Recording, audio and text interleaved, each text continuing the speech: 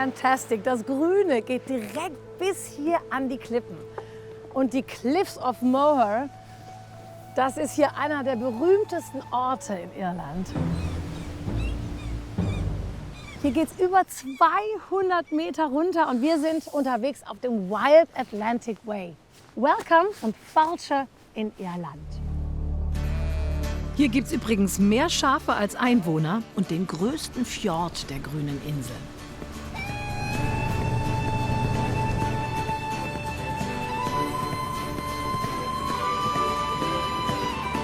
Folgen Sie dem weiß-blauen Zeichen vom Wild Atlantic Way zu urigen Pubs, der irischen Sprache und Live-Musik. Schon mal irisch getanzt?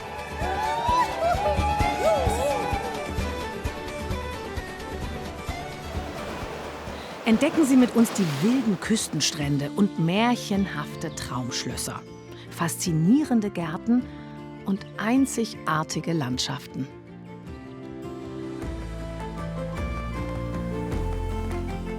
Und lernen Sie tolle Menschen kennen im wilden Westen Irlands. They call me Florence Gump. You know, like five. Kommen Sie mit nach Irland.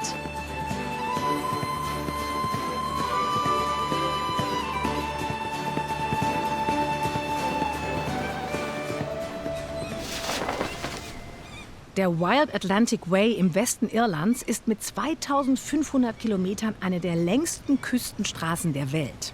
Unser Roadtrip führt uns von den Cliffs of Moher zur quirligen Stadt Galway, zum berühmten Schloss Kylemore Abbey und der Halbinsel Eckle Island, wo unsere Reise endet.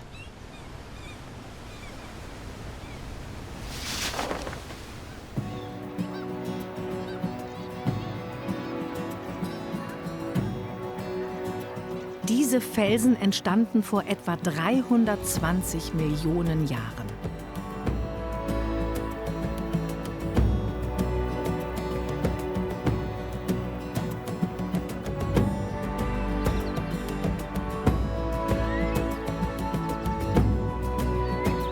Um Besuchermassen zu vermeiden, ist es gut, früh morgens oder abends zu kommen. Da kann man sie in Ruhe beobachten, die Trottellummen und Puffins, also Papageitaucher. Etwa 30.000 Vögel leben an den Klippen.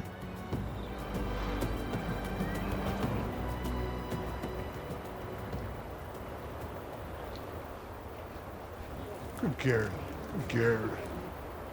Hello, Nice to and meet who you. is Und wer ist das? Fia? Hello. Das ist Fiat. Ah, yeah, she was hiding. Sie hat sich behind versteckt. there, huh? Aber sie liebt Menschen. So schön hier. Ein erstaunlicher Ort.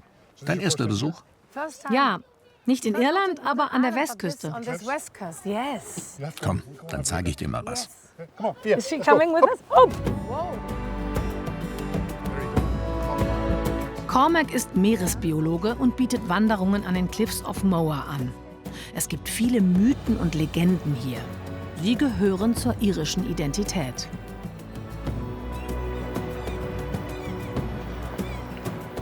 This is Isle Nasharach. Das ist El Sharach Isle Nasharach, or the Cliff of oder Foals. die Klippen der Fohlen. Sharach That's meaning Gaelic. Das ist Gälisch. Irish for foal. Irisch für Fohlen, also junge Pferde. This is the Cliff of the Horses. Das sind die Or Cliff of the Klippen der Foals, Fohlen. sorry. Das ist der This is höchste the highest Punkt, point of the über cliff. 200 Meter. This is just over 200 meters. There's a legend Es gibt eine Legende that darüber. the name, the Cliff Der of the Name Foals, Klippen der Fohlen kommt aus dem Altirischen. Bevor Menschen, die wie ich aussahen, nach Irland kamen, lebten andere hier. came to Ireland. There was Das a Volk group of der people Tuatha Dé called Danann. Tuatha Dé Danann, Das war vor 4000 Jahren. 4,000 years ago. And when modern people came in, Als die modernen Menschen auftauchten und sie bekämpften, schrumpfte die Anzahl der Tuatha Dé Danann, bis nur noch 7 übrig waren. the last 7 Diese letzten 7 versteckten sich über Hunderte von Jahren in einer Höhle, so die Legende. Sie verwandelten sich in Fohlen und kamen in Gestalt junger Pferde heraus. Doch weil sie so lange in der Höhle gewesen sind, wurden sie vom Sonnenlicht geblendet. Und die Legende sagt, sie seien über die Klippen galoppiert und hier in den Tod gestürzt. So this is supposedly the Das death ist also place der of the Ort, last an dem die letzten Tuatha Dé Tuatha Dé Danann. Danann Irlands starben. Kind of mystical people. Irish people love Die Menschen in Irland lieben Tales Geschichten and- und Mythen. myth. Mystic things, Der right? Grund ist, dass wir keine Geschichtsschreibung hatten. Alles aus der Vergangenheit wurde mündlich weitererzählt. Geschichten über unser kulturelles Erbe und woher wir kommen. Our heritage and where we came from. Später will uns Cormac noch ein anderes Naturphänomen zeigen. Und jetzt geht's erstmal weiter auf dem Wild Atlantic Way, der Küstenstraße am Meer.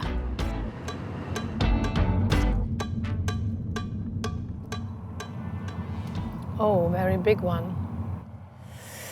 Eieiei. Als Laie fragt man sich, wie soll man hier 80 fahren auf dieser schmalen, wunderschönen Wild Atlantic Way Straße? Aber die großen Busse sehen das anders.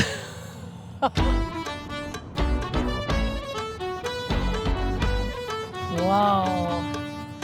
Im frühen Mittelalter herrschten im Westen Irlands rivalisierende Clans, die Kriege gegeneinander führten. Solche Turmhäuser dienten den Stammesfürsten damals als Wohn- und Wehrtürme. You have arrived at your destination. Thank you so much.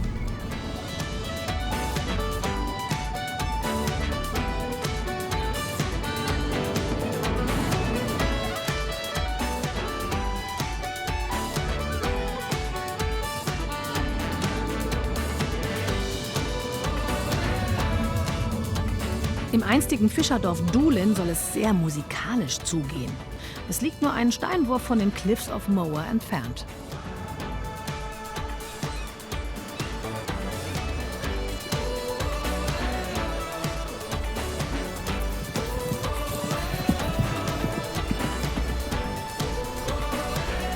Wir wollen zuerst ans Wasser.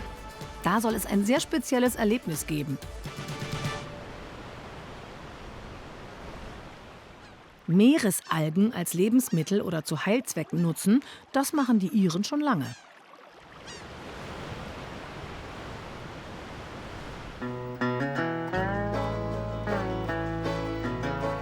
Im Hafen von Doolin, wo die Ausflugsschiffe zu den Klippen und vorgelagerten Inseln starten, stehen ein paar Whiskyfässer, befüllt mit warmem Atlantikwasser.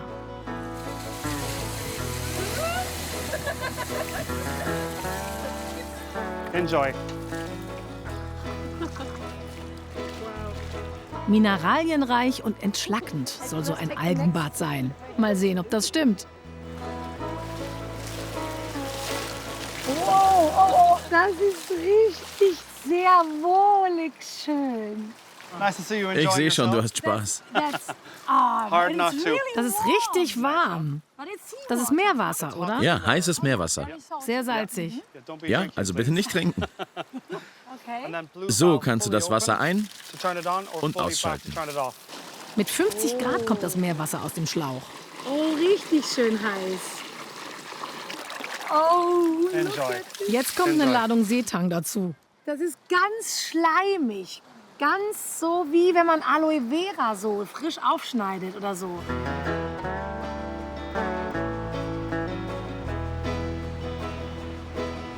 Ladies, how is it? Wie ist es zu zweit im Fass? Tub? Gemütlich, like an extra wie eine extra Umarmung. Und you have somebody du hast jemanden, der dir auch den Rücken einreibt. spa assistant. It's so good. Das ist richtig gut für die Haut. It really is. Und die yeah. Muskulatur. And your muscles and everything. Did you do this before? Habt ihr This das is schon your mal first gemacht? Experience. My first time. Für mich ist es das erste Mal. And it was great. Ich habe es schon mal We're all gemacht. gonna Es be ist toll. glowing after. Wir werden alle strahlen danach. But you're from here? Seid ihr von hier? Irland? Yeah, so we live about 45 minutes Wir away. wohnen 45 Minuten entfernt. Das ist heute unser freier Tag. We actually work in a chocolate factory. Wir arbeiten in einer Schokoladenfabrik. Das ist gar nicht weit von hier. And it's pretty close to here. Ah, da wollen wir auch noch I hin. think that's a place I should go, huh? Ja, mach das. You work there? Und ihr arbeitet da?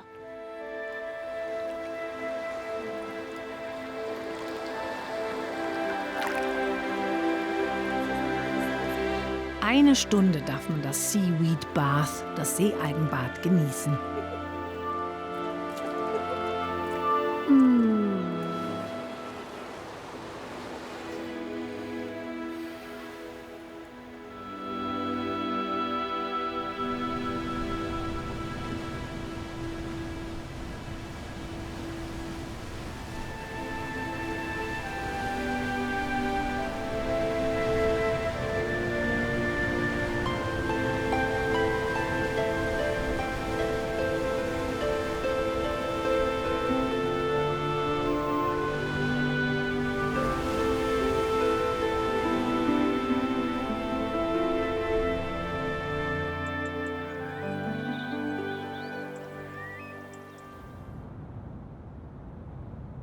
Doolin ist bekannt für richtig gute, traditionelle irische Musik.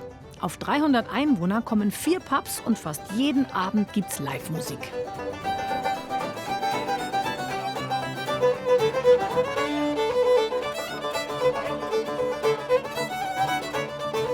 Angefangen hat es in den 1960er Jahren.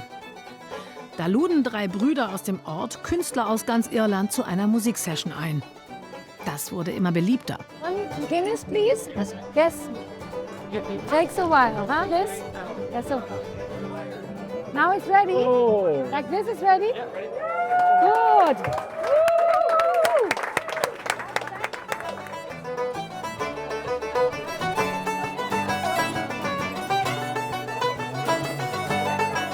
Die Musikerin Rebecca Collins tritt hier häufig auf. Sie hat schon einige Preise gewonnen mit ihrer Fiddle, so heißt die Geige in Irland. Die Fiddle ist ein Hauptinstrument. Heute kommen noch ein Banjo und Gitarre dazu.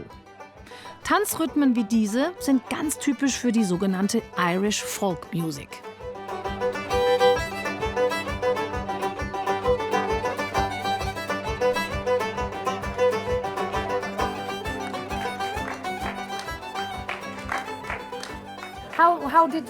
Wie hat es bei dir mit der Musik angefangen?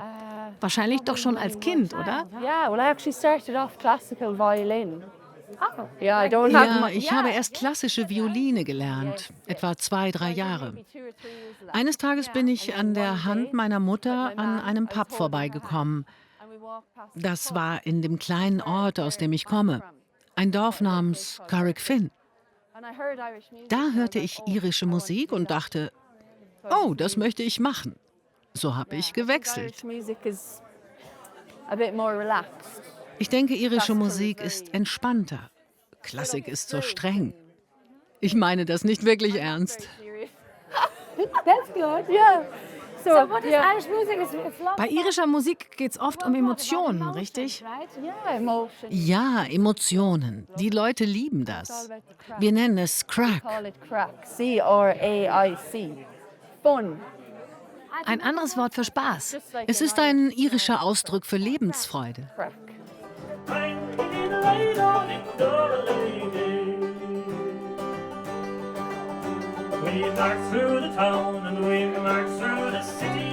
Little Jimmy Murphy heißt dieses Volkslied über die irische Rebellion von 1798 gegen die britische Herrschaft. Es wird gesagt, Musik spiegelt die Seele Irlands wider.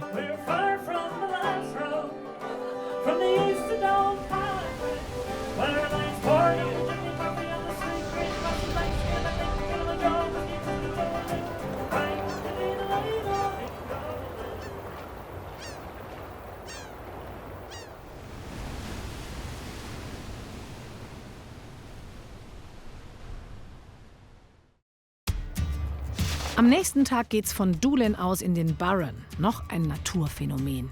Und wir besuchen eine kleine, feine Schokoladenfabrik.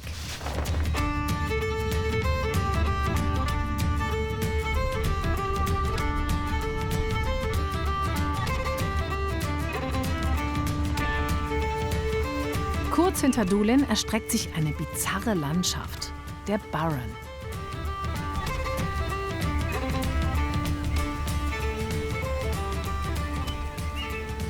Meeresbiologe Cormac und seine Vieh erwarten uns schon. Hey, Vieh, hallo. Pass auf, das ist ein schwieriger Boden zum Gehen.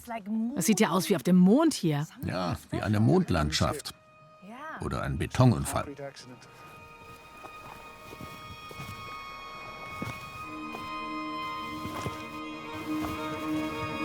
Der Burren ist eine der ungewöhnlichsten Karstlandschaften Europas. Riesige Felsplatten mit Gesteinsformationen und Fossilien. Geformt während verschiedener Eiszeiten.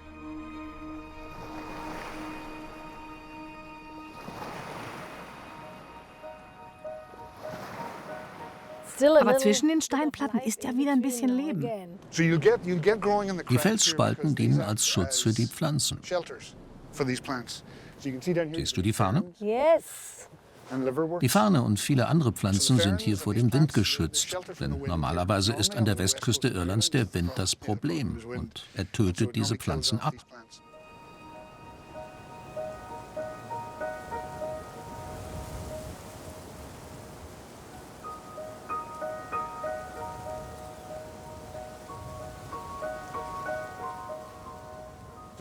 Das sind die Slowberries, die Schleenbeeren. Wir machen daraus Gin. Wenn du sie probierst, ist sie nicht ganz. Sie haben einen ganz harten Kern. Wenn du reinbeißt, wird es deine Zähne austrocknen. Also Vorsicht.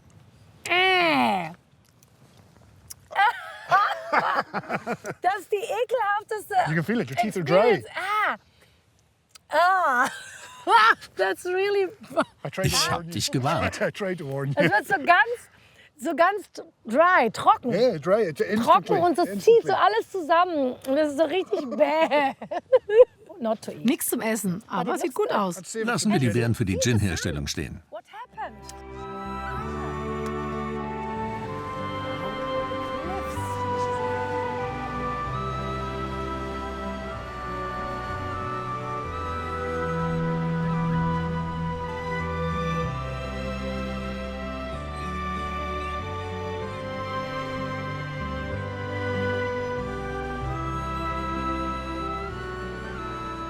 It's an amazing place to get to spend your life. Es ist ein fantastisches Land, um sein Leben Like zu you're gonna have verbringen.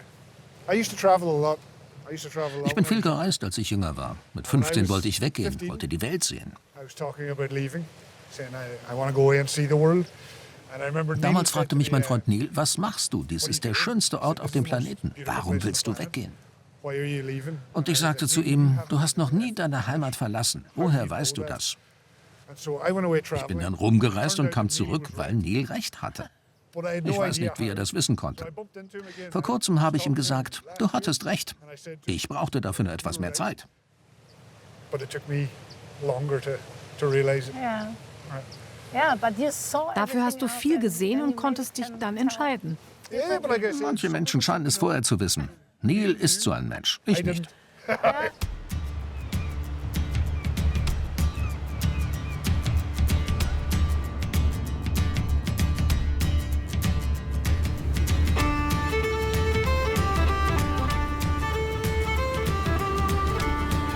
Der Wild Atlantic Way führt am Rande des Burren entlang.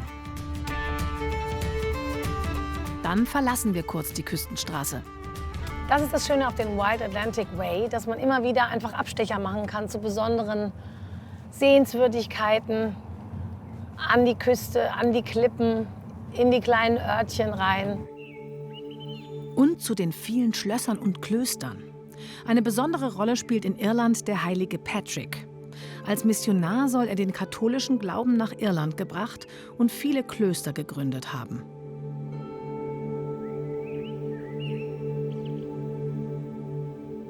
Dann kamen die Wikinger und ab Ende des 12. Jahrhunderts besetzten Anglo-Normannen große Teile der Insel. Irische Familien wurden vertrieben, der katholische Glaube durfte nicht mehr praktiziert werden. Im 16. Jahrhundert löste die englische Krone viele Klöster auf. Gebäude verfielen.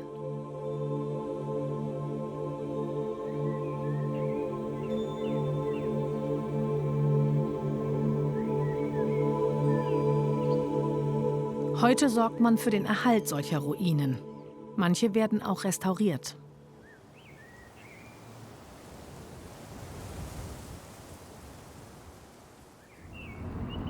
Inmitten der Burren-Landschaft liegt eine kleine Schokoladenfabrik.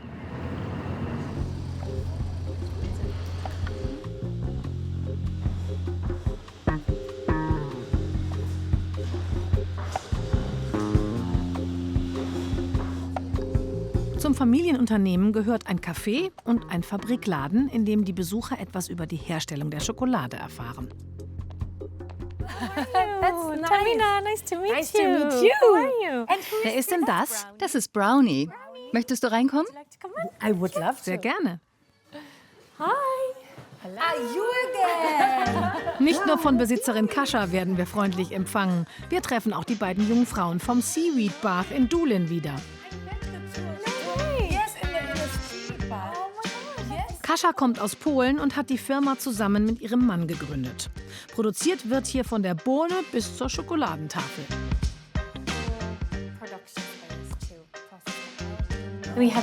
Hier haben wir ein paar Informationen. Und das ist mein Ehemann. Oh, really? Hello. And he's Und er ist Ire. Ja, seine Großeltern haben hier mal gelebt. Und wir haben das Wohnhaus in ein Café umgebaut.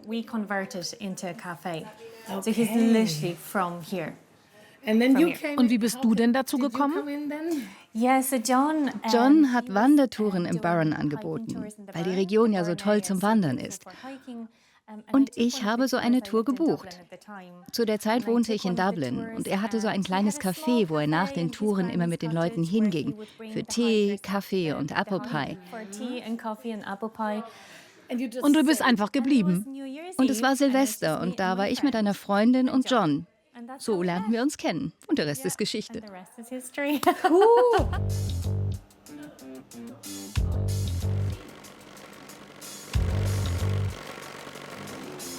Mit ihrem Team von Chocolatiers produziert Kasia Schokoladentafeln und Pralinen in Handarbeit.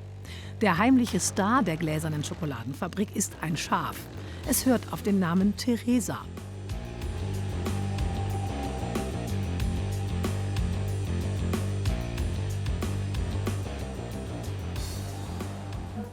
Ein echt schönes Schokoladenschaf. Ist es nicht süß? Ganz schön groß. Ist innen auch Schokolade? Nein, nur drumherum. Innen ist Theresa hohl.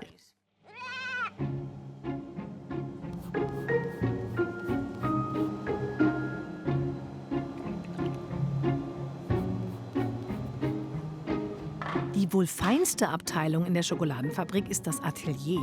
Hier werden die Pralinen gestaltet und gefüllt. Mit Salted Karamell, Seealgen oder gesalzenem Burren-Honig. Oh, that looks nice. That's our...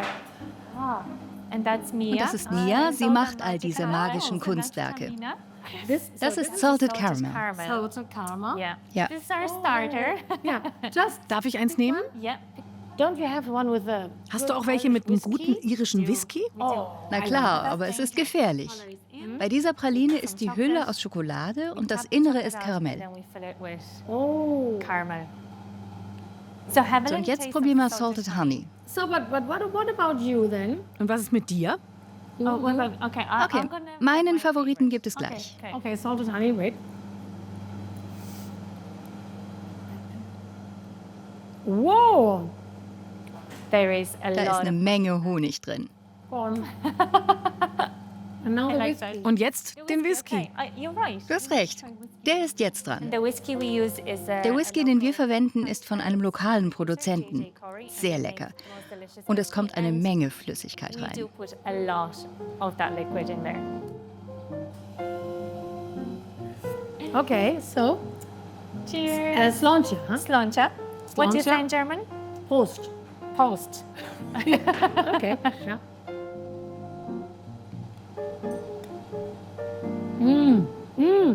So. It's a dangerous Ein gefährlicher Ort. Ja, das stimmt. Und ein sehr herzlicher. Thank you. That was a nice ending. All the best for you. I take you back. And someday I come again. Bye.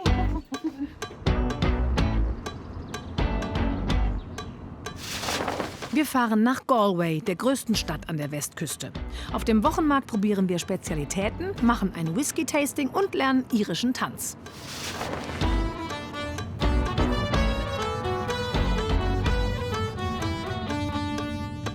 Auf dem Weg liegen die farbenfrohen Häuser von Kinvara, einem typisch irischen Fischerort und mit einer hübschen Burgruine von 1520. Solche Turmhäuser sind typisch. Rund 2000 von ihnen gibt es noch.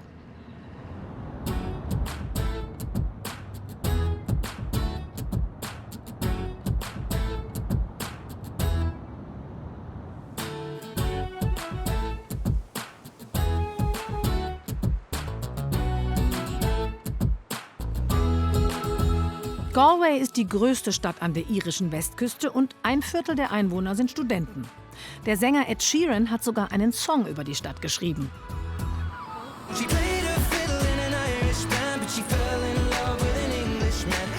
Im Latin Quarter ist immer was los. Pubs, Cafés und Souvenirläden.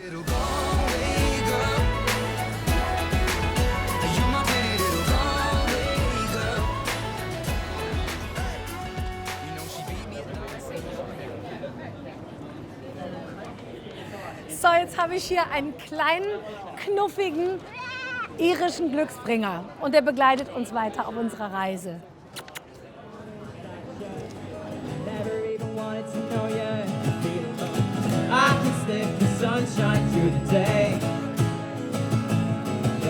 Viele sagen, Galway sei das Herz der irischen Kultur und der Musik. Im Sommer erlebt man hier an fast jeder Ecke ein Live-Konzert. Buskers werden Straßenkünstler in Irland genannt. So manche Karriere begann hier. Auch Ed Sheeran hat in diesem Viertel schon gespielt.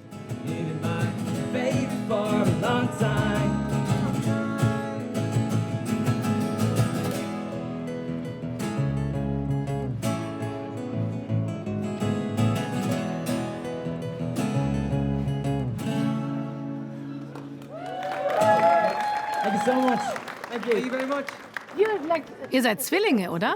Zwillinge. Wir sind eineige Zwillinge. Ich bin 10 Minuten älter. Ihr spielt so toll zusammen, das ist wie ein Klang. Die Leute sagen, es sei wie ein Spiegel zwischen uns beiden. Wir spielen sehr synchron, aber es hat lange gedauert, bis wir dahin gekommen sind. Habt ihr früh angefangen? Wir haben mit 11 Jahren angefangen, jetzt sind wir 18. Seit über 6 Jahren machen wir schon Straßenmusik als Fulltime-Job. Als Fulltime-Job? Während und außerhalb der Schulzeit. Und habt ihr irgendwelche Idole oder jemanden, an dem ihr euch orientiert?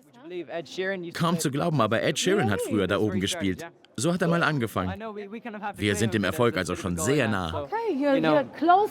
Listen, we're very close to the success, clearly. If he's up there. Okay, Ed But Sheeran yeah. an der Ecke da vorne, die Jungs jetzt hier.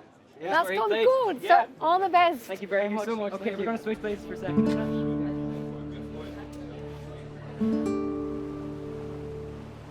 Vom kleinen Fischerdorf entwickelte sich Galway ab dem 13. Jahrhundert zur wohlhabenden Stadt.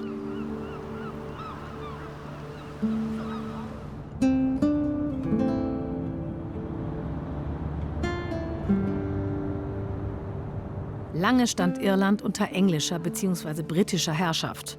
Es gab Verbote und Sanktionen. Neben der Religion wurden auch kulturelle Bräuche und die irische Sprache unterdrückt.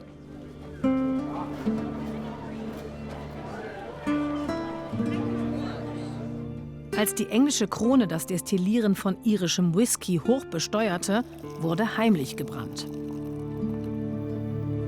Dieses Familienunternehmen im Stadtteil Salt Hill hat es damals miterlebt. Seit bereits 170 Jahren werden Spirituosen wie Whisky gebrannt.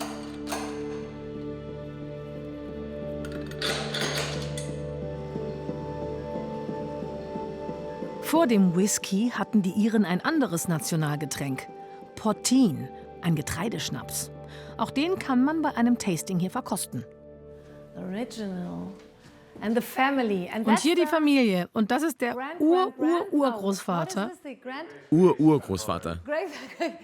Wie viele Generationen sind das? 6. Oh. Ich mache dir jetzt mal einen Paloma. Das ist ein toller Drink. Der erfrischt total. I think so. This is really refreshing as a drink. Oh mein Gott. 40, wie viel? 46%.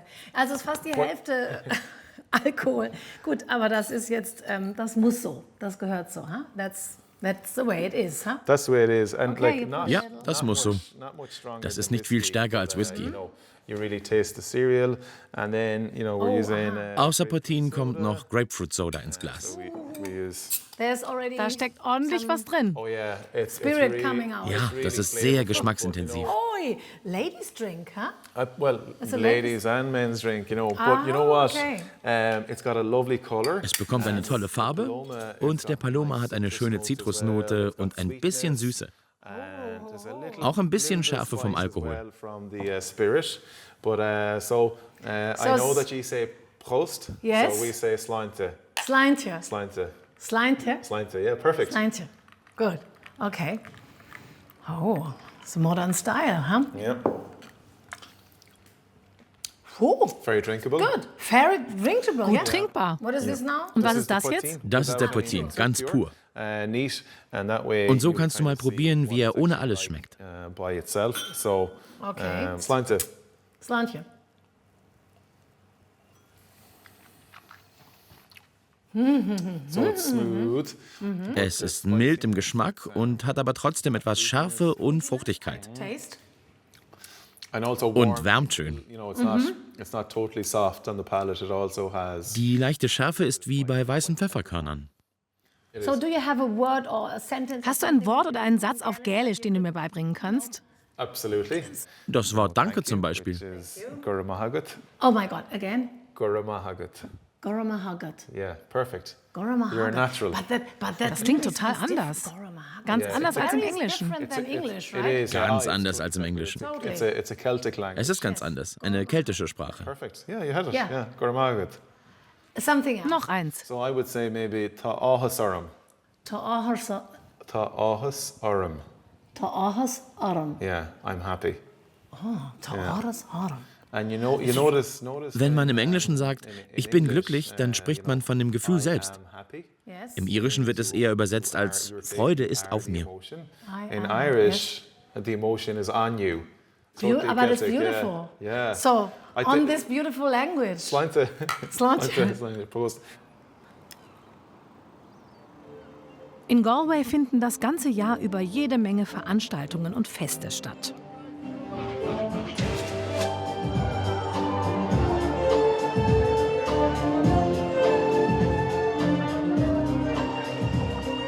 Zum Beispiel das Galway Arts Festival, bei dem riesige Fantasiefiguren durch die Straßen ziehen. 14 Tage lang gibt es Tanzshows und Konzerte, über 200 Auftritte auf mehr als 25 Bühnen.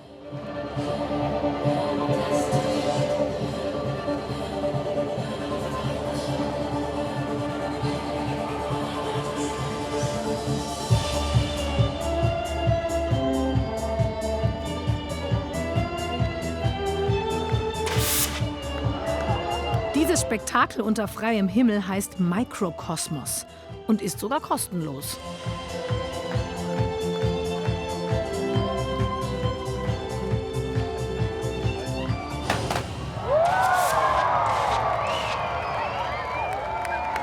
Die Besucher finden es großartig, bei jedem Wetter.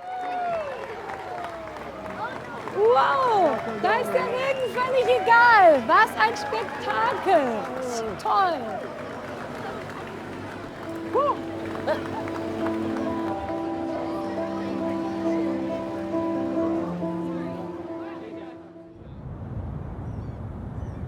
Der nächste Morgen, 8 Uhr.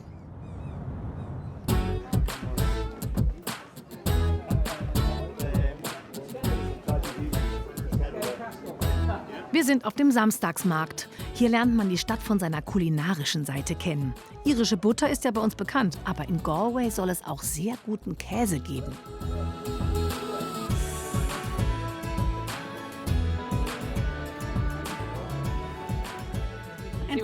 Und dieser Käse ist von hier? Ja, der ist aus der Grafschaft Galway. Der Hof ist ungefähr 40 Autominuten von hier entfernt. Der ist von unserem Lieblingsproduzenten. Sehr mild. Das stimmt, er ist mild und ein bisschen salzig, ein ganz bisschen säuerlich und auch etwas erdig. Authentischer Galway-Käse hier. Muss man sich entscheiden. Dann nehme ich gerne ein Stück zum Mitnehmen. Take with me. Ein schmales Stück. So etwa? Thank you. How do you say Wie sagt man nochmal Tschüss? Slán. Slán. Yes. That was it. Slán. Slán. Thank you. Slán. Okay.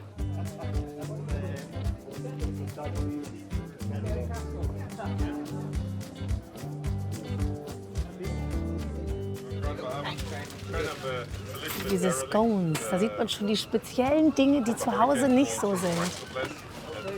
You try? Wollen Sie es probieren? Yes. This is without gluten. Das ist jetzt ohne Gluten. It's very healthy. Sehr gesund. And it's good, huh? Gut, oder? Köstlich. You know it Kennen Sie das already? schon? Natürlich. Ah, she knows it.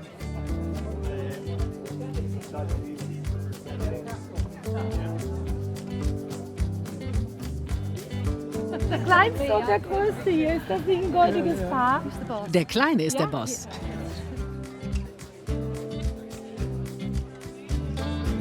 An diesem Stand gibt es Chili-Soßen, die es in sich haben.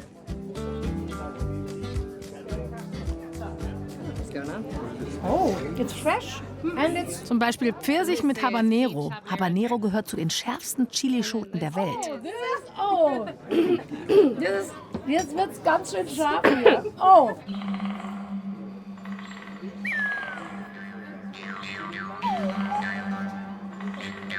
Und hier trifft man auf Naturgeister, auf magische Waldbewohner und winzige Feenhäuser.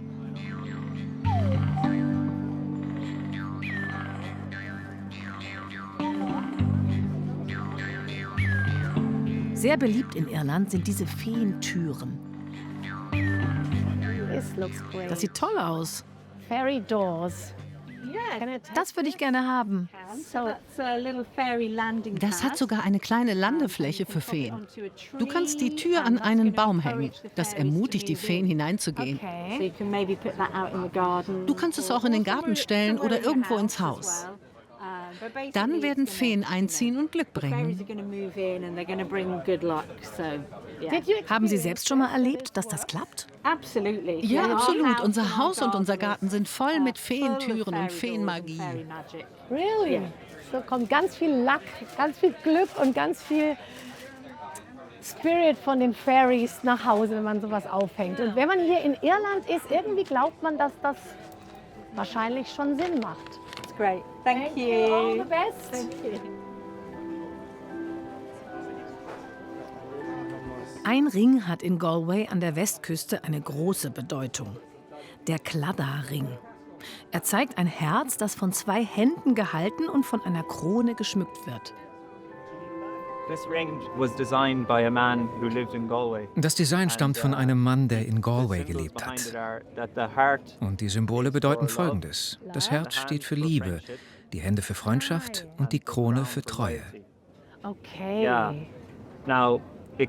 Es kann sein, dass dieser Ring ursprünglich von einem anderen Ring stammt, der Federring genannt wird, aus Italien vor 100 Jahren. Aha. Und die Leute schenken sich gegenseitig den Ring als Zeichen der Liebe und der Freundschaft?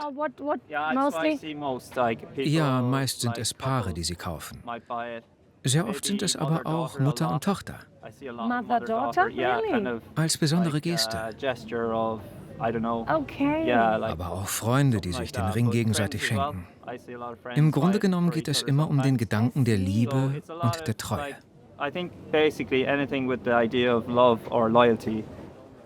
Ach, so viel Symbolik. Toll.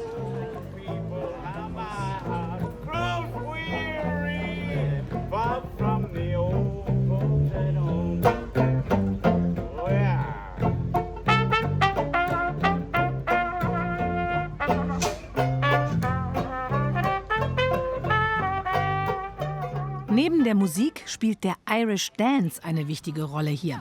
Es gibt ihn bereits seit Hunderten von Jahren. Back, 2, 3, great. Again. 1, 2, 3. Siobhan Manson ist Profitänzerin und gibt auch Workshops für Touristen. Uns bringt sie gerade den Céilí, einen alten irischen Gruppentanz, bei. Wenn wir rückwärts gehen müssen, weiß ich oft nicht, welcher Fuß jetzt dran ist.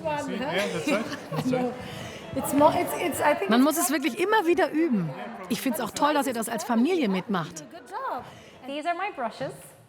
Das ist mein Besen und jetzt kommt der älteste Tanzstil, den wir haben, Sean-nós. Das ist eine Art Partyutensilie. Und wir beginnen mit dem Besen auf dem Boden. Okay, so the brush is on the floor like this. And a 1, 2, 3, and a 1. Yoo-hoo! 5, and a 6, and yoo-hoo! And 8, 2, 2, and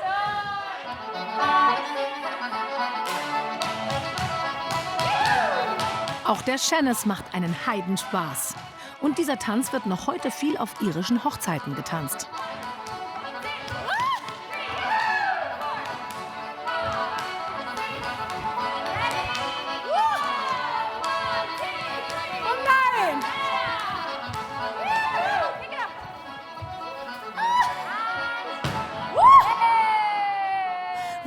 Du bist mit so viel Leidenschaft bei der Sache, dass alle so toll tanzen wollen wie du. Ich weiß, wenn man in so eine Tanzschule kommt und du hast vorher nie getanzt, bist du natürlich nervös. Deshalb muss ich dafür sorgen, dass sich die Leute gleich wohlfühlen. Man braucht keinerlei Erfahrung. Ich sage immer, es geht nur um den Spaß. Und es macht wirklich Spaß. Und den Spaß haben wir. Weltweit bekannt wurde der irische Tanz Anfang der 1990er Jahre. Nicht zuletzt dank des legendären Riverdance.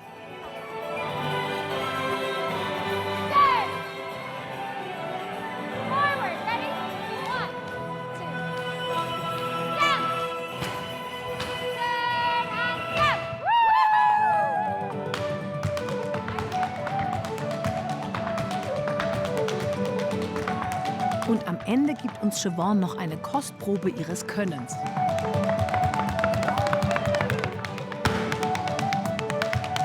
Angefangen zu tanzen hat sie im Alter von 5 Jahren. Als Profitänzerin bereiste sie mehr als 30 Länder.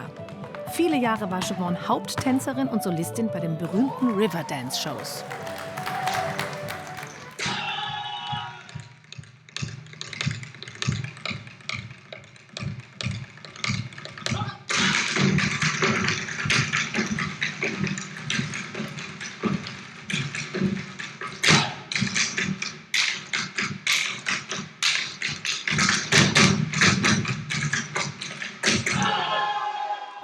Und ist das typisch irisch, dass man oben so steif ist und sich nur unten bewegt? Dazu gibt es eine Geschichte. Ich weiß aber nicht, ob es nur ein Mythos ist. Als die Briten in Irland herrschten, war es uns verboten, kulturelle Aktivitäten wie Musik oder Tanz auszuüben.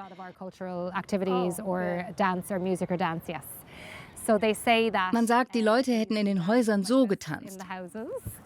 Sehr ernst, mit gestreckten Armen.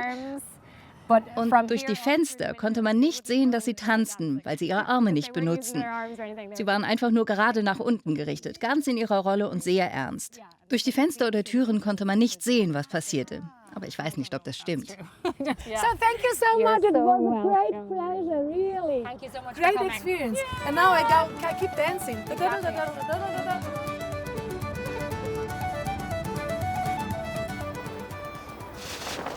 Hinter Galway beginnt eine faszinierende Landschaft. Wir fahren durch Connemara und bei Clifton auf dem Rad auf der Sky Road.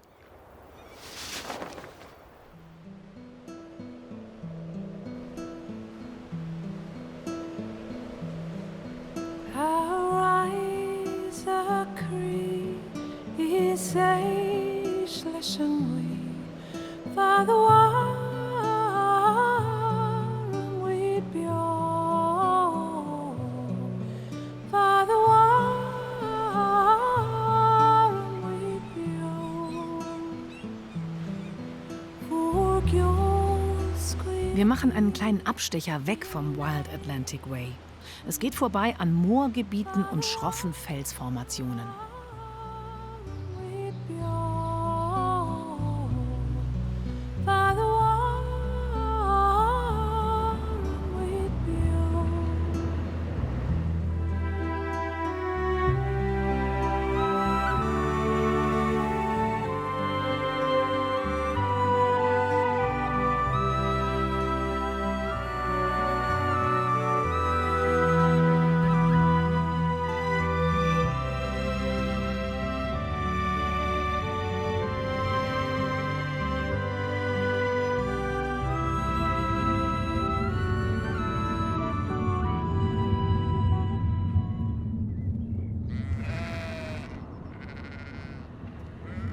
Wie süß.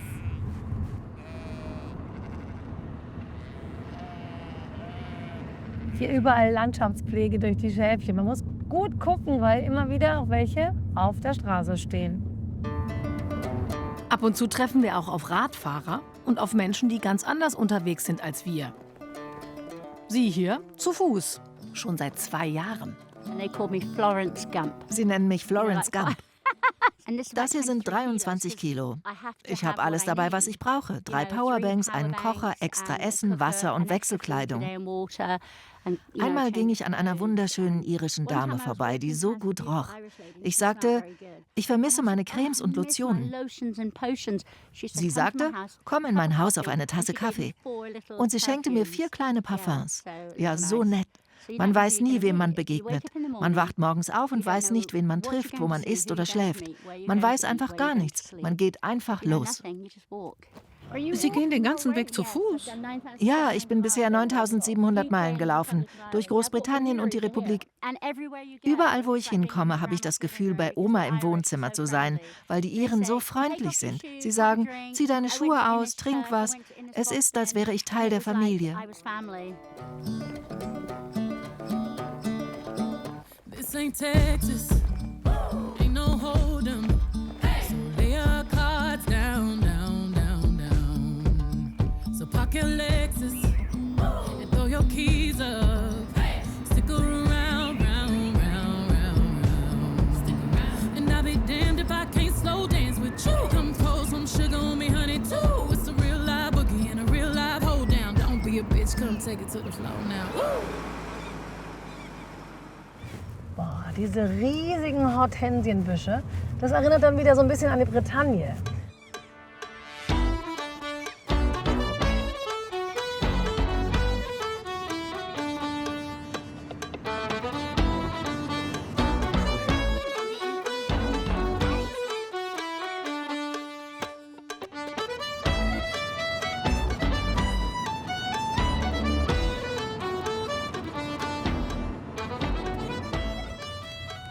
So, hier ist die traditionelle irische Musik ja auch ganz präsent. Und dazu gehört unter anderem eine ganz bestimmte Trommel.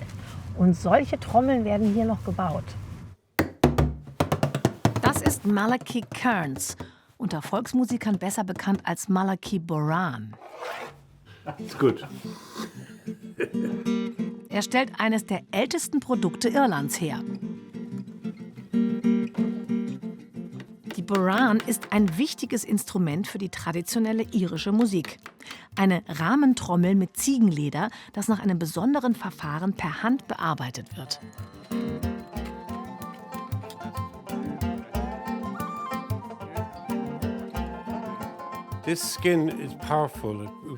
Diese Ziegenhaut ist robust und erzeugt einen schönen, kräftigen Klang. Das sehe ich sofort nach 50 Jahren Erfahrung. Eine Gruppe Amerikaner hat auf der Radtour durch Irland bei Malachi Halt gemacht. Sir, smell that. Hier, riech das mal. Joseph. Ihr kriegt jetzt alle Namen von Heiligen. Dich nennen wir Maria. Nach 50 Jahren Trommelbauerfahrung sitzt Malachi lieber als Entertainer in seiner Werkstatt und macht Späße mit seinen Besuchern. B-Flash. There you are, Doctor. Play that. Rockers. Yeah. All right. Make a pencil.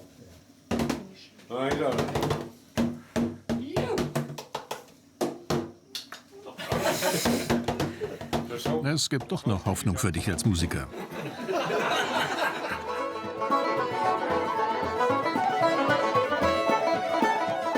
Seit Generationen ist die Boran ein unverzichtbares Instrument. Sie sorgt für die treibende Energie in einer Band. Als Rhythmusgeber.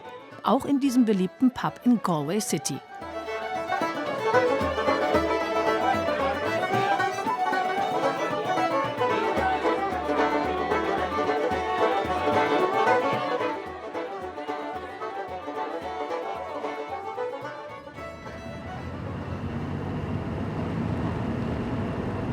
Kurz hinter Roundstone.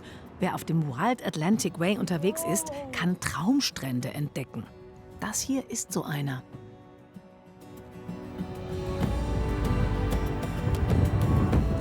Das erwartet man wohl nicht in Irland.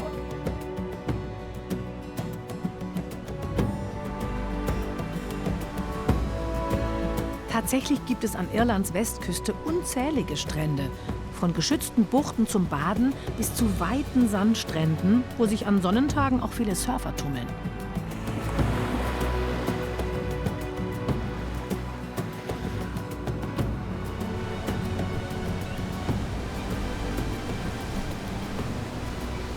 Heute ist eher Pudelmützenwetter und nur die ganz Harten gehen ins Wasser. Ansonsten kann es hier am Dogs Bay im Sommer schon ganz schön voll werden. Das wunderschöne Handtuchbild ist hier festgetackert. So. Wild Atlantic Way. So läuft's hier. Das Wasser ist klar und sehr erfrischend.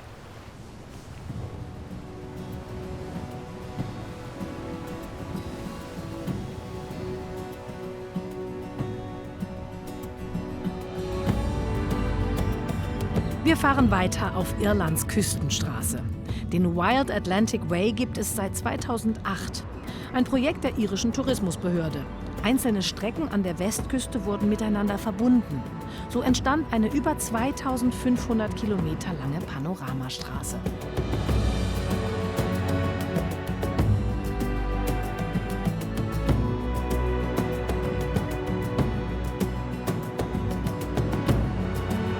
Unser Tagesziel heute?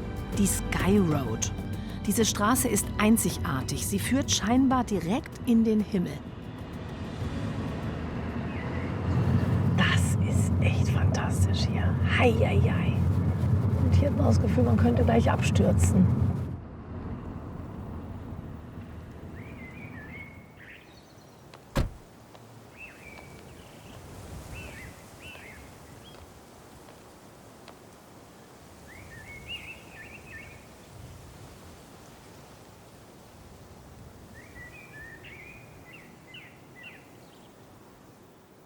Das kann nur die Irmi sein. Tamina? Hallo. Hallo, grüß dich. Freut mich. Ja, freut mich sehr, Mensch, ich habe dass zum du hier ersten ins schöne Irland kommst. Ja, ich bin ja diese Sky Road hochgefahren. Ich habe seit langem mal wieder meine Sonnenbrille angezogen. Ich dachte, wow, toll. Ja, willkommen. Finde ich hier einer der schönsten Orte Ja, hier in der es Region. ist total. Und du fährst ja die ganze Zeit da entlang Ja. und guckst dann links immer ins Nichts quasi. Ja, der Wild Atlantic Way. Ursprünglich kommt Irmi aus Bayern. Vor ein paar Jahren suchte sie nach einem Neuanfang und zog mit ihren Kindern ins Connemara. Fährst nur auf der falschen Seite, oder? Stimmt.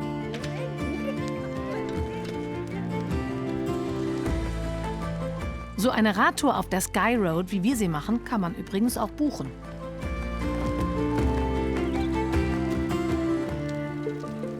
Und immer schön links fahren. Unfassbar, wie viele Grüntöne Irlands Farbpalette hat. Von dunklem Moos bis zum leuchtenden Hellgrün.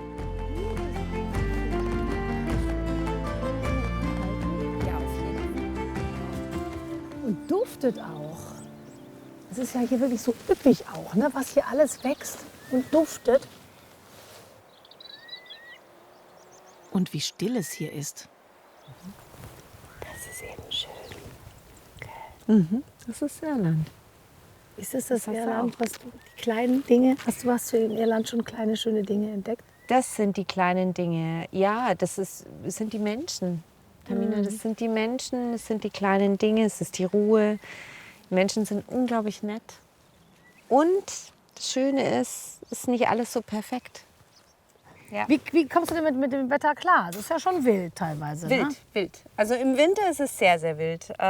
Musste ich mich wirklich daran gewöhnen. Und ich hatte einen Freund, der ist hier Fischer. Und der hat mich dann den zweiten Winter gesehen und hat gesagt, hups, Irmi, du bist ja noch da. Willkommen in Connemara, hat er dann gesagt. Nach einem Winter bist du hier akzeptiert quasi. Wenn Weil du du einen Winter, durchgehalten hast. wenn du einen Winter überstanden hast.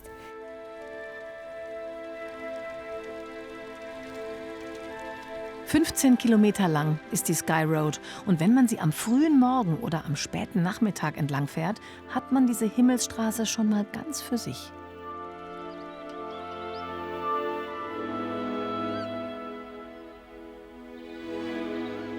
Das ist jetzt da unten The Castle. The Castle, genau. Mal- Hast du viel in Irland? Ja, stellst du dir immer ein Schloss vor, aber meistens ist es eine Ruine. Und meistens eine wunderschöne.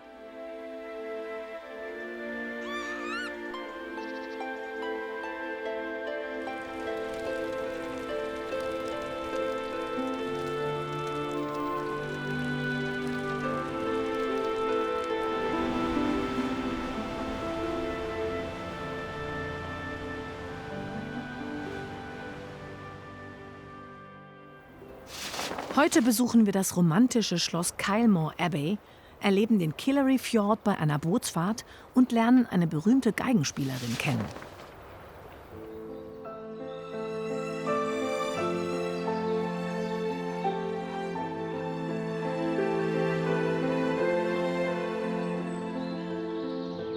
Die Geschichte von Kylemore Abbey begann im Jahr 1852. Der englische Großindustrielle Mitchell Henry und seine frisch angetraute Frau Margaret verbrachten ihre Flitterwochen in Connemara.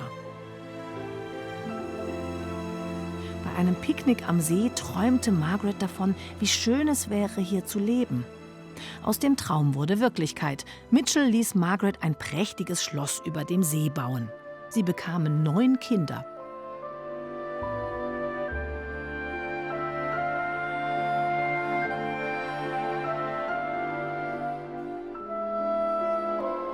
Doch nachdem seine geliebte Ehefrau auf einer Reise gestorben war, konnte Mitchell Henry es nicht ertragen, ohne seine Margaret hier zu sein. Und als die Kinder aus dem Haus waren, verkaufte er das Anwesen.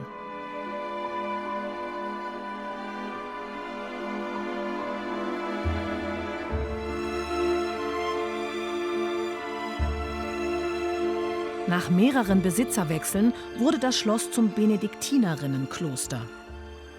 Ein paar Nonnen leben noch heute hier. Das Haupthaus von Kylemore Abbey kann man besichtigen.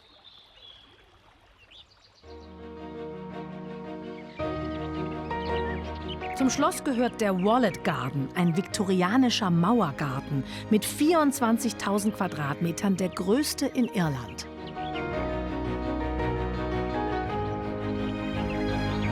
Bis heute werden nur Blumen, Gemüse und Obstsorten angepflanzt, die es vor 1901, dem Todesjahr von Queen Victoria, schon gab.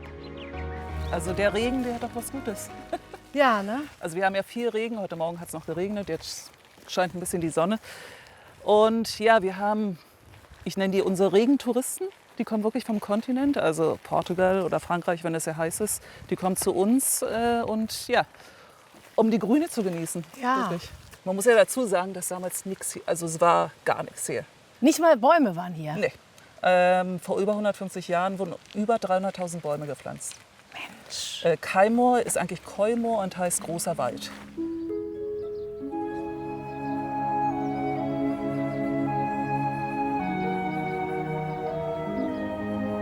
Vier Jahre dauerte es, bis inmitten der wilden Landschaft Connemaras dieser streng durchgeplante viktorianische Mauergarten entstanden ist.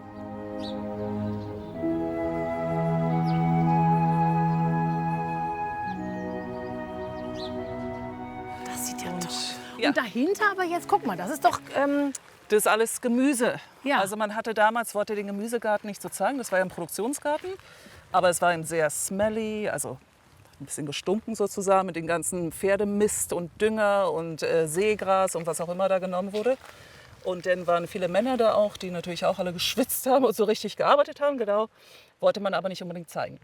Ach. Also wenn der Herr des Hauses mit den Damen hier so durchwandelte ist und mit der Kutsche hier durchgefahren ist, wollte man es nicht unbedingt zeigen. Demzufolge waren die ganzen Hecken viel höher noch, als wie sie jetzt sind. Und man hat halt diese Staudenrabatten und dann eben den Blumengarten angelegt. Also man hat eigentlich nichts von diesen Produktionsflächen gesehen. Verstehe. Zum Garten gehörten mal 21 Gewächshäuser. Dort wuchsen tropische Früchte wie Bananen und Feigen. Der Chefgärtner von Kylemore Abbey wohnte sogar auf dem Gelände. 2 der Gewächshäuser wurden restauriert, weitere sollen folgen. Guck mal, jetzt ist ja fast mediterran. Das wurde übrigens, Palmen. genau, dieser Bereich nennt man auch Parterre. Und das ist ein italienisches oder französisches Element, was damals genommen wurde. Ach. Also mediterran eigentlich. In den Glashäusern gedeihen die Pflanzen, die mehr Wärme brauchen. Zum Beispiel besondere Geranien. Und ja, denn unsere Weinreben, die werden jetzt oben schon reif. Und die Sorte heißt übrigens Black Hamburg, also die schwarze Hamburg. Ach. Die ist ganz berühmt. Nebenan wachsen Wildtomaten. Ja, die ist besonders interessant, weil die wird auch nicht größer. Und die heißt übersetzt rote Johannisbeere. Und die machen sich sehr gut, wenn man jetzt irgendwas dekorieren will, auf einem Teller. Dann nimmt man halt so eine ganze Rispe anstatt nur eine Tomate. Schön. Darf und die ich? sind fast reif, ja? Mhm. Brauchen vielleicht noch ein bisschen länger, aber... Knackig und würzig. Im Salat. Die alten Sorten wie bei den Äpfeln, die schmecken ja oft, glaube ich, noch einfach besser, auf jeden oder? Fall.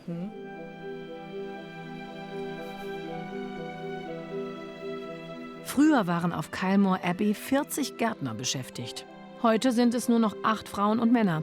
Den historischen Garten halten sie akribisch in Schuss. Viel Arbeit für Anja und ihr Team. Alleine schon die Rasenkante hier, die muss einmal in der Woche in der Hochsaison mit Hand geschnitten werden. Nein. Und dann Mach muss mal es diesen Witz mit der Nagelschere. Ja, Nein, so ungefähr, oder? so ungefähr. Ja. Echt? Wir haben so eine kleine Maschine zum Glück, aber das muss ja dann auch, der Rasenschnitt muss ja auch aufgesammelt werden. Also es ist wahnsinnig viel versteckte Pflegearbeit. Ja. Genau. Aber man sagt es hier in Irland natürlich nicht englischer Rasen. Nein, sagt, Rasen. man sagt Rasen, wir sind in Irland. Rasen, Das ist genau. nicht englischer Rasen. Oh, guck mal, das fühlt sich so richtig wie so ein schönes Genau, so ein genau. Kissen an. Was uns direkt auf eine Idee bringt. Darf ich? Machst du klar. mit? Habe ich noch nie gemacht, aber warum nicht? Siehst du, du Irgendwann arbeitest muss so man viel. ja. So, das sind diese Dinge. Komm, wir versuchen das. Guck mal, wie weich und... Ja, durch die Wärme ist es jetzt auch warm. Siehst du, warm, weich, saftig. Und jetzt 1, 2, 3. Oh.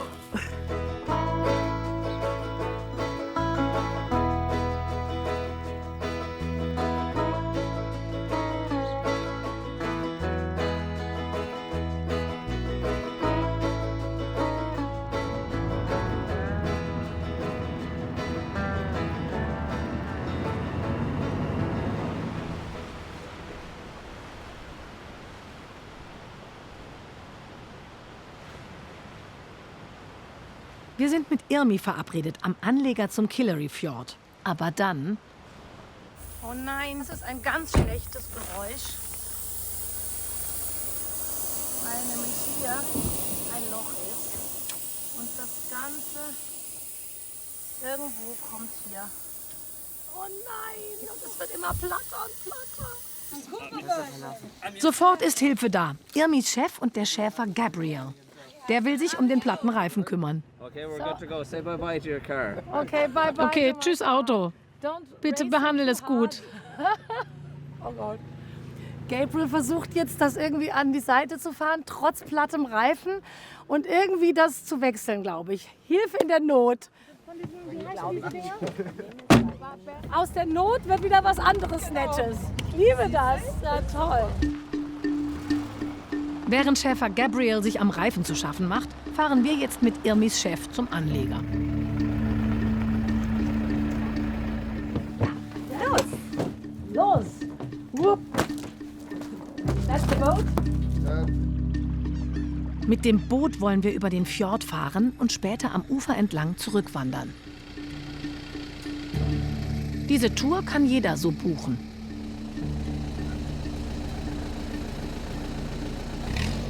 Trauen wir uns. Habt ihr auch Lust zu fischen? Makrelen? Wollt ihr fischen? Ja? Ganz frische Makrelen aus dem Fjord? Very good. Sehr lecker. Sehr lecker. Oh, okay, we can give it a try. Okay, wir können es mal versuchen. I never fished. Ja, ich habe noch nie geangelt. Oh mein Gott. Then. Here you go. Wir wollen gerade los, als Gabriel mit dem Mietwagen ankommt. Das sieht super aus. Mega. Zack, repariert. Gut? Good. Gut. Perfect. Das ist ein neuer Reifen. New tire. Neuer Reifen. Alles klar für die nächsten 15.000 Meilen. 15,000 miles. Na, Die nächsten 15.000 Meilen, okay. Fahrt vorsichtig. Thank you so much. No bother. Great. Und jetzt geht's erstmal raus aufs Wasser. Ja, das finde ich toll.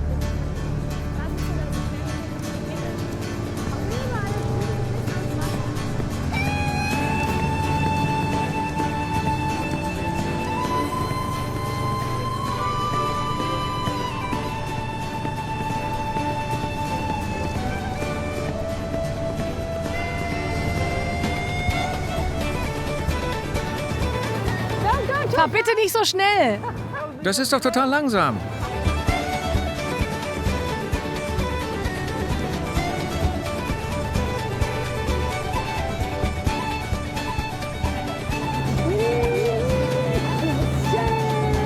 Der Gletscherfjord führt vom Atlantik ins Landesinnere und bildet eine natürliche Grenze zwischen den Grafschaften Galway und Mayo.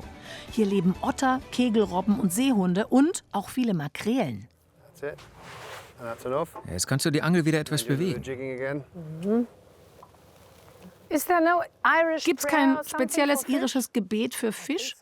Du kannst etwas Whisky ins Wasser schütten. Bring him to the top. Da ist was. Kurbel weiter. In die Richtung? Oh mein Gott. Ich habe immer so ein Glück, das ist mein Pech. Yeah. Oh, there is. Oh my God. Oh, look at this. Do we have Was machen wir What do we jetzt? do now? Oi. One. I am always a We little. can keep him or put him Sollen wir ihn behalten oder schmeißen wir ihn wieder rein? He's still alive. Lebt er noch? Beautiful, but we put him back Dann in. tun wir noch Yes, zurück. Yes, yes. Komm, der darf wieder. in. Okay. Pictures. Okay, look. Good. Oh, look at this one. Definitely still Ah, alive. wir haben ihn befreit. Aber er war sehr schön.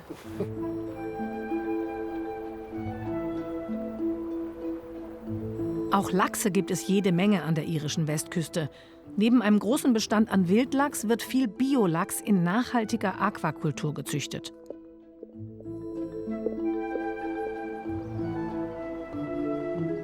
Nicht weit von den sagenumwobenen Klippen von Moher entfernt liegt die Lachsräucherei Burren Smokehouse.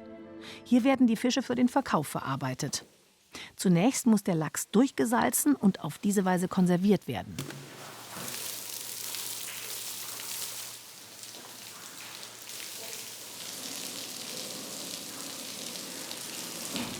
Anschließend geht's in die Räucherkammer. Für den Rauch werden Sägespäne verwendet. Es gibt 2 Räuchermethoden. Hot Smoked Salmon wird bei 85 Grad 8 Stunden geräuchert. Cold Smoked Salmon bei unter 30 Grad 16 Stunden. Im Burren Smokehouse gibt es auch ein kleines Museum. Und natürlich kann man den Lachs auch kaufen und probieren. Lecker.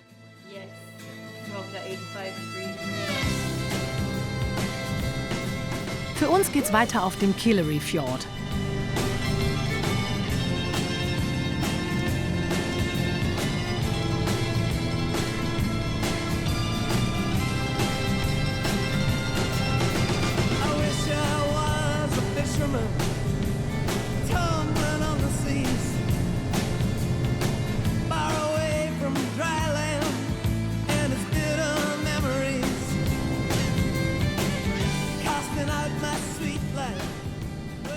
Oh, it's very slippery. Yes. Wow. Maybe use your knee. Use my knee. There you go. Very wet, And very be slippery. careful walking off it because it is still very Ja, slippery. oh, slippery. Oh, ah, super. Ah, sehr schön. Good. Thanks a million. Thank you so much. Tschüss. Genau, tschüss. Tschüss. Thank Bye. you. Bye. Bye. Ab hier geht's für Irmi und mich zu Fuß zurück. Auf dem sogenannten Famine Trail. Hier gibt es mehr Schafe als Menschen. Schau mal, das sind unsere Wanderführer. Du, ich liebe auch, wenn die zu mir ins Haus kommen, das ist mein Rasenmäher. Du brauchst keinen Rasenmäher, lässt einfach die Schafe rein, das ist super. Ja.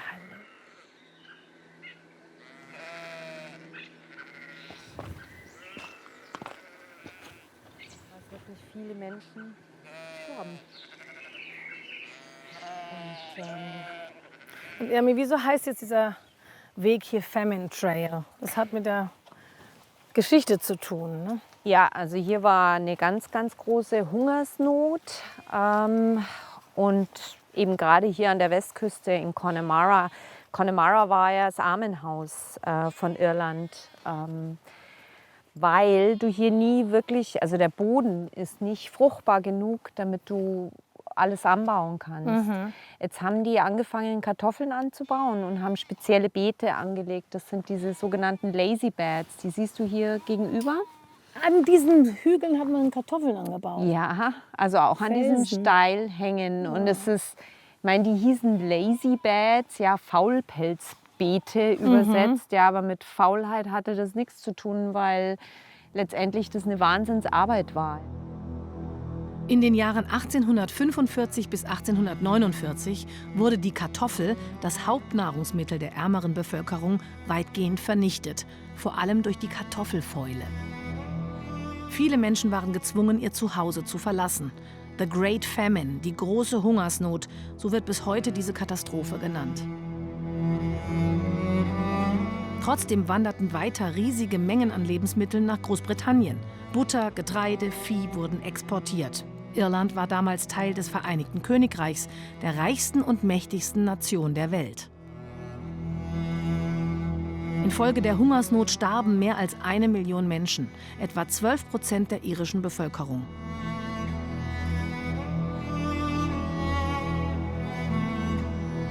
Bis zu 2 Millionen wanderten aus, die meisten nach Amerika.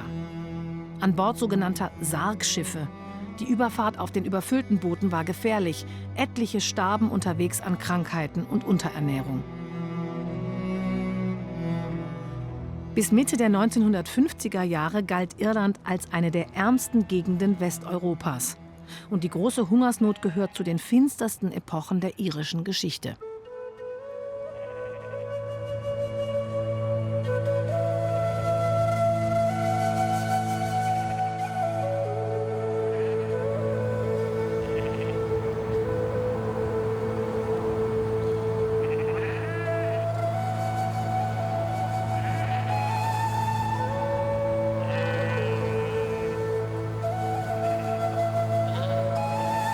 Außer uns sind noch ein paar andere Wanderer auf dem Famine Trail unterwegs. Was für eine friedliche Atmosphäre. Ist es das, warum du hier auch so gerne bist? Ja, Irland ist einfach, also generell für mich, das ist so, so erdend. Also so ganz einfach erdend und du kommst so schön runter. Also das ist wirklich, und die Stille und die Ruhe. Die Leute sind auch weniger aufgeregt. Das stimmt, ne? Das stimmt, da hast du recht, Tamina. Die sind ganz entspannt und die sind sehr stoisch auch, gerade wenn was Schlimmes passiert oder so. Gibt es einen ganz lustigen Spruch in Irland, lustig, die sagen immer, it could be worse. Könnte schlimmer sein. Genau, es könnte schlimmer sein und das ist eigentlich ein sehr schönes Motto.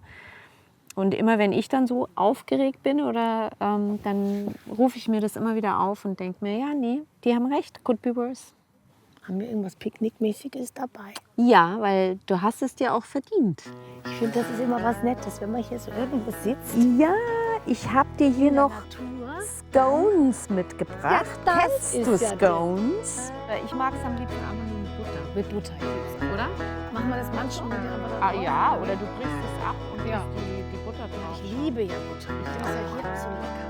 So, mach mal Messer. Gleich. Probieren wir es erst.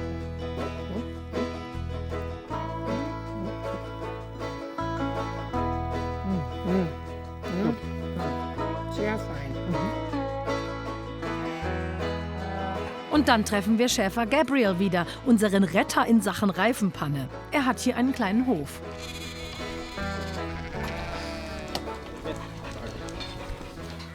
Ach Gott, die Mutter ist krank und deswegen füttert er das morgens und abends mit einer Flasche.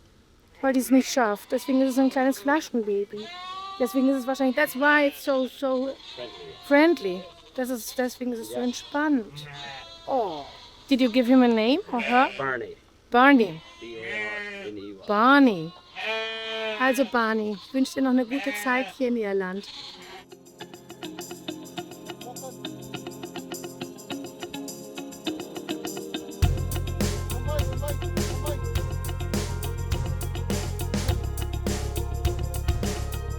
Wer die Möglichkeit hat, sollte sich unbedingt mal eine Hütehund-Vorführung anschauen. Faszinierend. Schafzüchter Tom Nee besitzt einige dieser intelligenten Hunde. Sie werden bei ihm vom Welpen an trainiert und es ist toll, sie bei der Arbeit zu beobachten.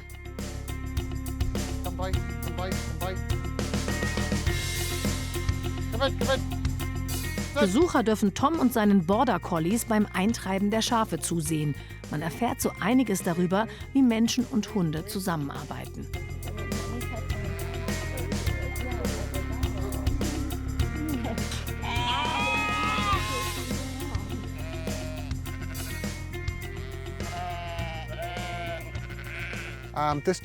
Dieser Hund heißt Rock. Er ist 3 Jahre alt.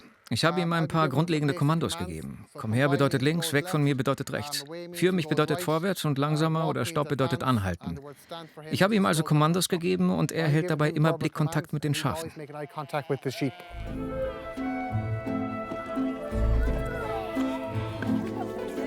Tom Nees Schafzucht ist ein beliebtes Touristenziel. Besucher dürfen auch ein bisschen mithelfen. Zum Beispiel Lämmer füttern mit der Flasche und Schafe kuscheln.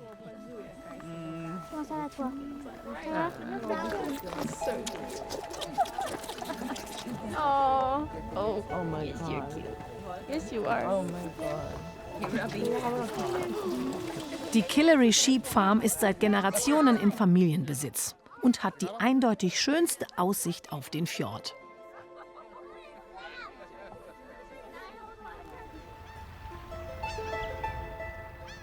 Am Ufer des Killery Fjords liegt das Leenane Hotel, der Ort für ein Treffen der ganz besonderen Art.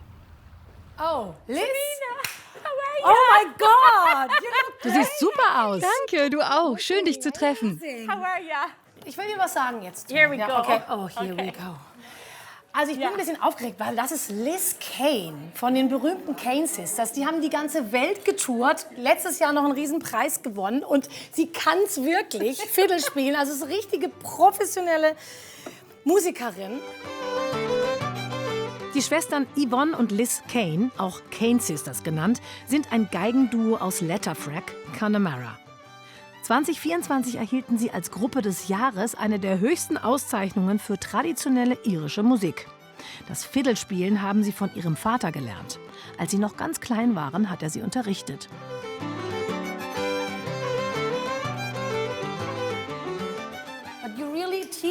Und du gibst auch Unterricht, oder? Meine Schwester und ich unterrichten beide. Viele Kinder und auch Erwachsene. Aber das ist keine Arbeit. Wir lieben das, was wir tun. Ja. Und du hast so viel Energie. So, okay, then we just start as you start. Yeah, okay, so I'm going to teach you Ich will dir heute eine Polka beibringen. Es gibt viele Melodietypen im irischen Repertoire. Es gibt Jigs und Reels, Polkas und Märsche. Ich werde heute mit dir eine Polka spielen. Sie heißt die Carry Polka. Carry polka. Let me hear your beat. Yeah. Okay, so the first bar will be.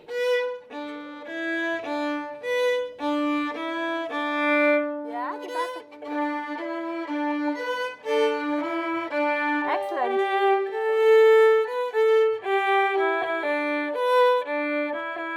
No problems there.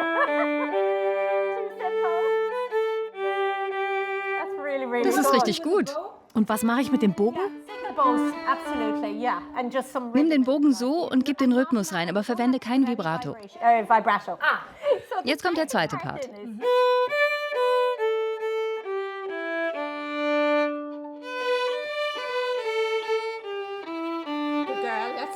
Genau so, und das ist der letzte Teil. Keep going. Woo!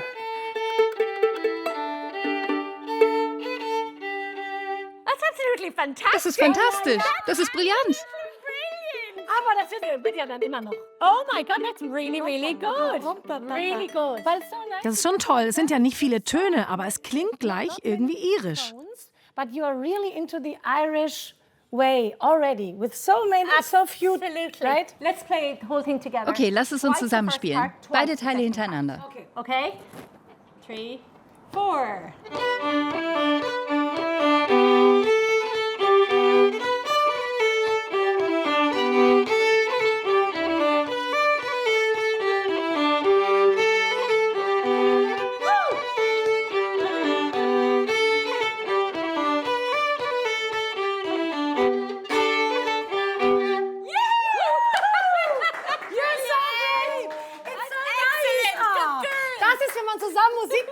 Dann fliegt man so zusammen in so eine eigene Welt. Das ist so schön. It's so great energy.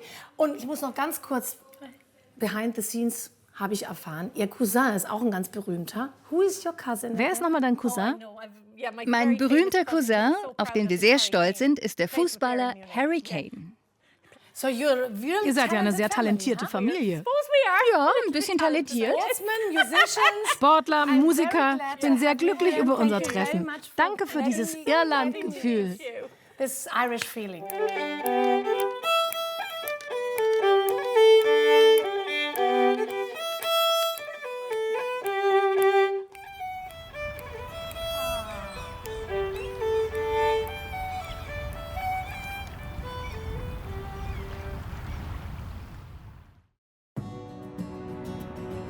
Und das erwartet uns heute. In der Nähe des Städtchens Westport lernen wir am Strand irische Wolfshunde kennen. Und wir besuchen die wunderschöne Halbinsel Achill Island.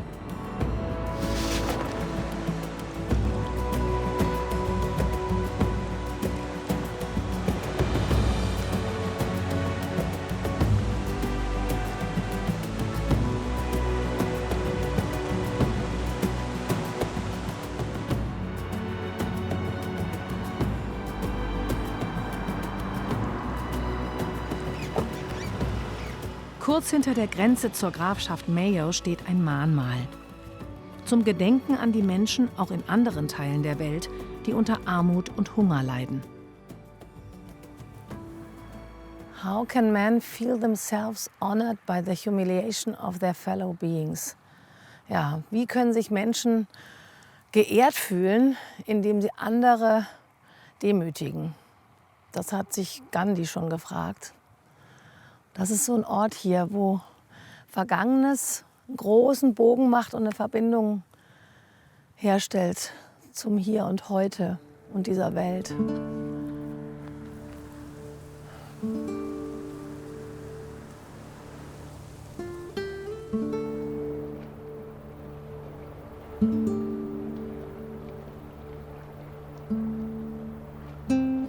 Nicht weit von der Stadt Westport liegt der Bircher Beach, ein hundefreundlicher Strand. Hopp, hopp, hopp, hopp. Good boy. Good boy. Good boy. Yes. Sind die freundlich? Die sind super freundlich.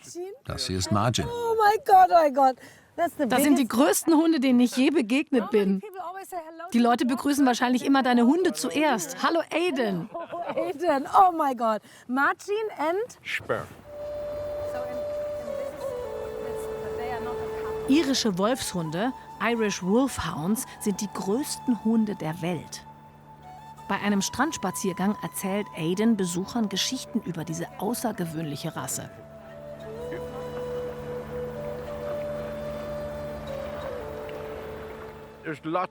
Es gibt viele Geschichten über Irland, viele Geschichten über diese Hunde. Man hört Leute über das Guinness-Zeichen oder über das Kleeblatt reden. Das hier ist das wahre Symbol Irlands. Diese Hunde stammen doch aus der Bronzezeit. Der irische Wolfshund ist tatsächlich eine sehr alte Rasse. Und bevor er als imposanter Begleiter für den Adel und als Jagdhund für Wölfe und großes Wild eingesetzt wurde, fanden die Menschen einen anderen Nutzen, erzählt uns Aiden. Sie wurden nicht irischer Wolfshund genannt, sie wurden Kriegshund genannt. Um zu kämpfen. Um zu kämpfen. Well, you have 32 counties in Ireland. Nun ja, du hast 32 Grafschaften in Irland und 32 Stammesfürsten. Hast du schon mal was von denen gehört? Jeder Stammesfürst hatte etwa 600 Hunde. Diese Hunde wurden ausgebildet. Sie wurden darauf trainiert, loszulassen. Diese Hunde können etwa 35 Kilometer pro Stunde schnell sein. Sie können problemlos 2,5 Meter hochspringen. Wenn sie losrannten, war ihr Ziel der Mann auf dem Pferd. Das Problem ist, ein Mann kann es mit einem anderen Mann im Kampf aufnehmen. Aber gegen einen irischen Wolfshund hätte man keine Chance. Er würde einen töten. Und je mehr Hunde du hattest, desto mächtiger warst du. Das ist die Geschichte vom irischen Wolfshund. Deshalb nennt man sie Kriegshunde. Wie schön, dass du diese Hunde hast, um zu zeigen, wie freundlich sie zu Menschen sein können. Und dass du die Leute einlädst, mitzukommen und du ihnen solche Geschichten erzählst. Ja, das ist sehr wichtig. Sie sind so freundlich, weil auch du freundlich zu ihnen bist. Sie sind super freundlich.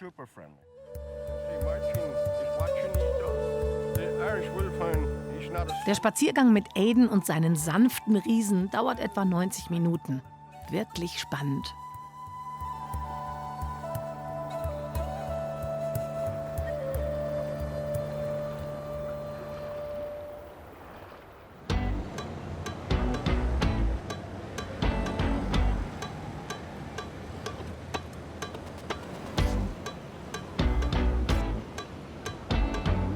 Westport gehört zu den lebhaften Kleinstädten am Wild Atlantic Way.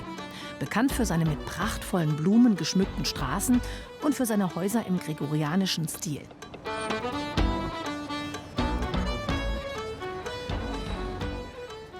Bei Westport liegt der Croagh Patrick, Irlands heiliger Berg. Beliebtes Ziel für Pilger und Wanderer. Der Legende nach soll der heilige Patrick dort oben 40 Tage und Nächte gefastet haben. Westport ist auch das Tor nach Achill Island. Die Halbinsel ist durch eine Brücke mit dem Festland verbunden.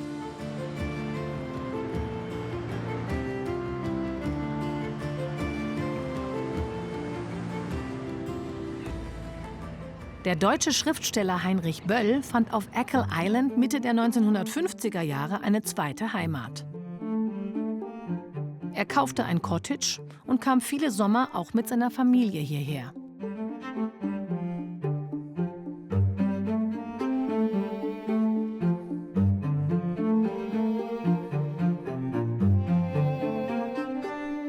In seinem berühmten Werk Irisches Tagebuch beschreibt der Nobelpreisträger das einfache irische Leben.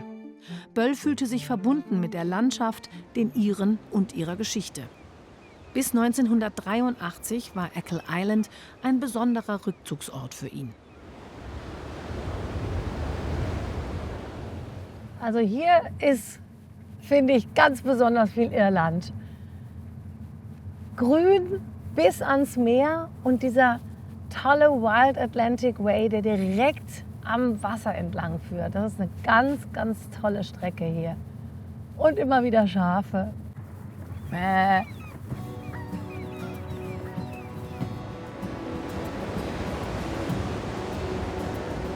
Auf Achill Island gibt's viel unberührte Natur. Insgesamt 120 Kilometer Küstenlinie führen vorbei an hohen Klippen und zu traumhaften Buchten und Sandstränden.